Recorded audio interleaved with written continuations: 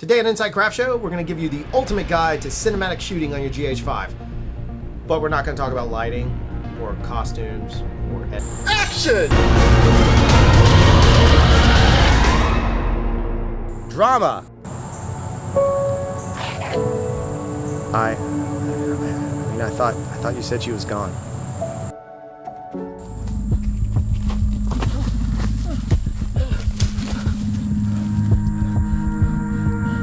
You said she was gone.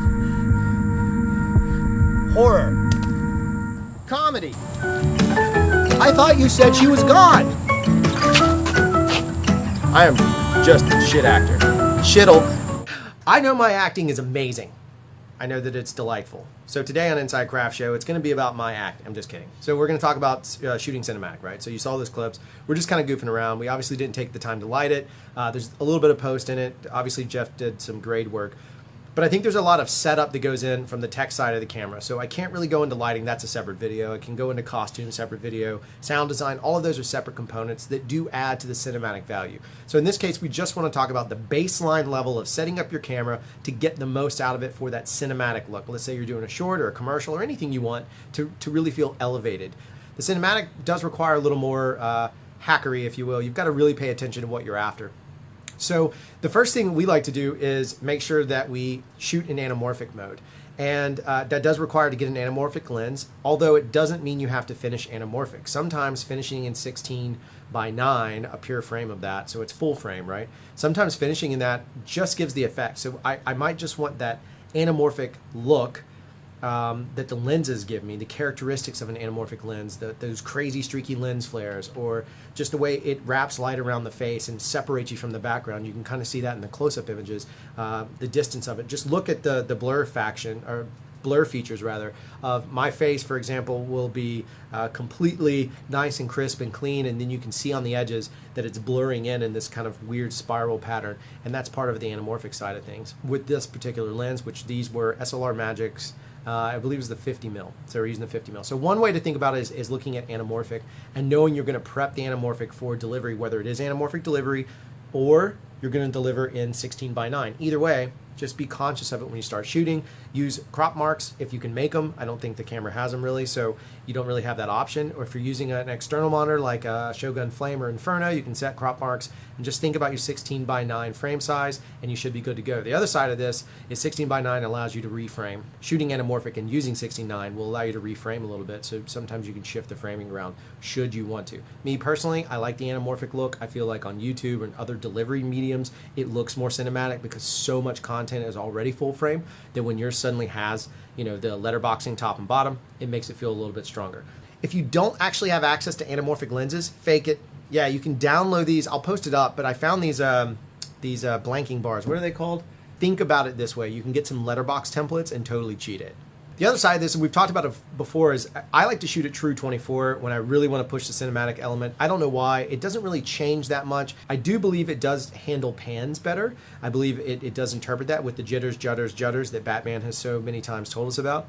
I do believe it handles that better. However, I also like 24 because it makes me feel like I'm shooting a movie. I like to separate them. So when I shoot a commercial, I'm 23:9:8, and when I'm shooting a movie or something cinematic, I like to go to 24 hertz. There's that damn email again. We'll mute it. I like to go to 24 hertz so that it kind of ties everything together even stronger and gives us a little bit more richness, right? It's something about it in my brain. It feels like I'm thinking more cinematically because I'm shooting at 24.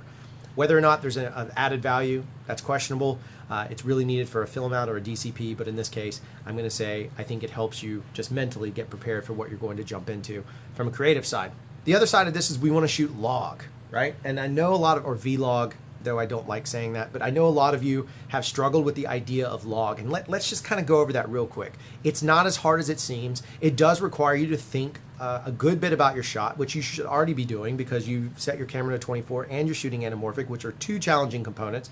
But thinking about it, what I'd suggest you do is just think about the exposure levels. If you can get the waveform, obviously the GH5 has a waveform, so I've learned. The GH5 has a waveform, and or if you have an external monitor, which like a Shogun or something like that, get the waveform and look at your exposure this way. You basically want the bottom, the blacks, the low end of the image, the dark element of the image, you want that to be somewhere between 7.5 and 9 REs. So that means you're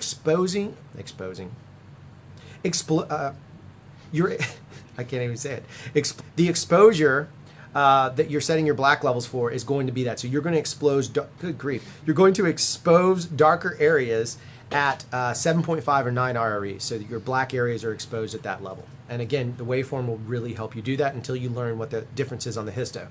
Then you want to consider skin tones. Skin tones should really live about that 42 IRE mark. So if you can hit the 42 with skin tones, you're going to have a ton of latitude to play with them, and you're not going to see very much noise. Think about it this way: if you took a gray card, if you guys have a gray card or a color chart, get your gray card and expose that gray card element for 42 IREs, and it just starts to look better. That's kind of the sweet spot. Certainly it seems like with this Panasonic GH5, that's what we found. And then your highlights, that's where everybody gets confused. Take your highlights, you really want to do them between 87 and 90. And I know that's a 3 nit difference, but I like the idea of sometimes just playing around with that in my head. But 87 and 90, you could even drop as low as 85, as long as, again, 42 is protected because that's your skin tones, and you're not crushing the black elements in your frame, right? You're keeping all of those pieces together. And log gets pretty simple. And you get a fantastic grade out of it, which Jeff has shown us already. And those are all tips and tricks from Jeff, professional colorist and dude with epic beard. We'll be back tomorrow with the live show, and we'll talk about more stuff. Maybe not even mention the word letters G, H, or 5. Yeah, we're going to say something about GH5. There's no way I can lie around it. That's going to do it. Don't forget to like, subscribe, share.